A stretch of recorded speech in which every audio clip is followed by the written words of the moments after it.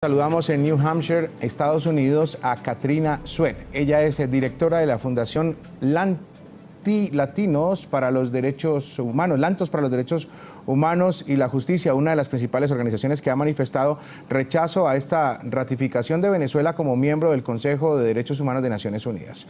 Katrina, gracias por acompañarnos. ¿Y cómo queda la ONU con un miembro en su Consejo de Derechos Humanos como Venezuela, país donde constantemente se denuncia violación de derechos humanos? Bueno, creo que esto hace un gran daño a la credibilidad y al respeto que la gente tiene por las Naciones Unidas y también por los derechos humanos, el Consejo de Derechos Humanos. Obviamente, es la más alta hipocresía para elegir representantes para esta entidad que ellos mismos son violadores de los derechos humanos, como la libertad de prensa, la libertad de expresión, la libertad de asamblea. Y Venezuela tristemente continúa en esa categoría de violadores de derechos humanos. Desde que Venezuela fue elegida miembro el año pasado hasta esta semana que fue reelecta, persisten violaciones a las libertades. ¿Qué factor político prima para que Venezuela siga siendo parte de este consejo? Bueno, la noticia más triste es que Venezuela no está solo en el Consejo como un país que no tiene lugar para estar ahí. Esto es un gran error por parte de la ONU y también como en parte de los miembros del Consejo. Todo el propósito de reconstruir la entidad de los derechos humanos en el 2006 fue tratar de restaurar algún sentido de credibilidad para esa parte. No se puede hacer eso cuando un país como Venezuela está siendo elegido para tratar los derechos humanos cuando ellos mismos son abusadores de estos derechos.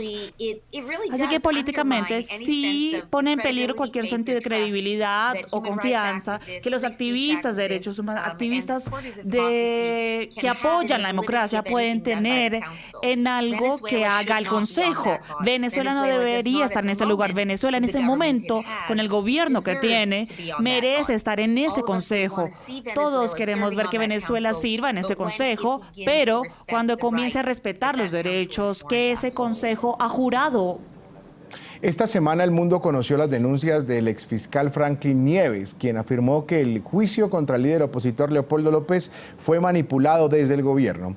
¿Tiene este consejo algún rango de acción frente a este tipo de casos que involucran a presos políticos? Y si es así, ¿por qué no actúa? Bueno, teóricamente debería. El caso que usted cita es uno muy importante porque es uno de los aspectos más preocupantes de Venezuela, es esta corrupción de la parte judicial en Venezuela. Esto es lo que muestra cómo los regímenes autoritarios que buscan prevenir cualquier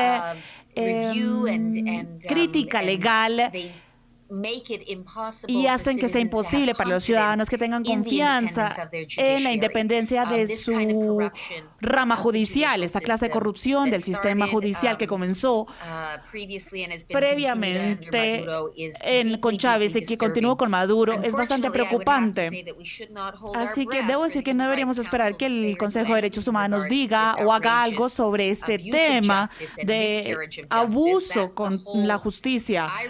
Esa es la ironía de tener países como Venezuela en ese Consejo de Derechos Humanos, es que están en una posición que pueden bloquear cualquier acción que trate ese tema de abusos y ciertamente están políticamente motivados y lo diría como una persecución. Por ejemplo, de Leopoldo es un gran ejemplo de eso. Katrina, hablemos ahora de Ecuador. Ustedes también manifestaron rechazo a la elección de este país en el Consejo de Derechos Humanos. ¿Y qué argumentos respaldan precisamente ese rechazo?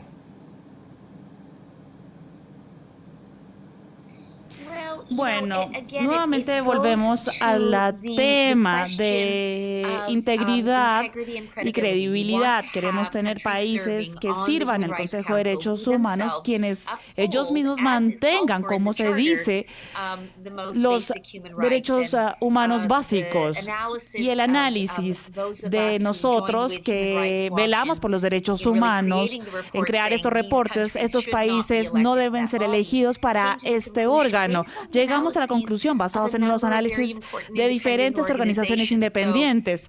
Por ejemplo, Reporteros Sin Fronteras, The Economist, Freedom House. Estas son organizaciones independientes que ellas mismas han realizado análisis sobre los estándares de derechos humanos, libertades que los países deben mantener. Así que es el mismo argumento, y es un argumento bastante simple. Ningún país debe servir en el Consejo de Derechos Humanos de Naciones Unidas que no mantenga los derechos humanos fundamentales. Finalmente, Catrina, y a manera general, ¿el rol que cumple este Consejo en defensa de los derechos humanos en el mundo sí ha servido? ¿Han sido contundentes en casos de violaciones o no? Bueno, podemos señalar acciones positivas aquí o allá, pero creo que la respuesta general para eso, tristemente, es que no. Una vez más, este cuerpo fue creado para reemplazar una comisión de derechos humanos que perdió crédito, que se convirtió que perdió todo el crédito por algunos de los mismos patrones que estamos viendo en este Consejo de Derechos Humanos. Así que este cuerpo debería estar sirviendo el propósito de mantener a los derechos humanos en contra de los abusadores de estos derechos, a favor de las víctimas, y está fallando en hacerlo. Y también vemos que hay una desproporción en cuanto a la resolución y las acciones que se ha tomado este Consejo de Derechos Humanos están siendo dirigidas de una forma política contra la única democracia funcional en Medio Oriente, que es Israel. Nadie está diciendo que quizás hay algunas críticas que pueden ser niveladas, pero cuando tienes una gran desproporción de atención de este tipo de consejos con un país que se compromete con la democracia, cuando hay otros países que siguen abusando de derechos humanos, ahí te das cuenta que hay una entidad que continúa perdiendo con rapidez la credibilidad. Catrina Sweat, directora de la Fundación Lantos para los Derechos Humanos y la Justicia, gracias por haber estado con nosotros en la tarde de NTN 24. Bueno, ha sido un placer para mí y gracias por hablar de este tema tan importante.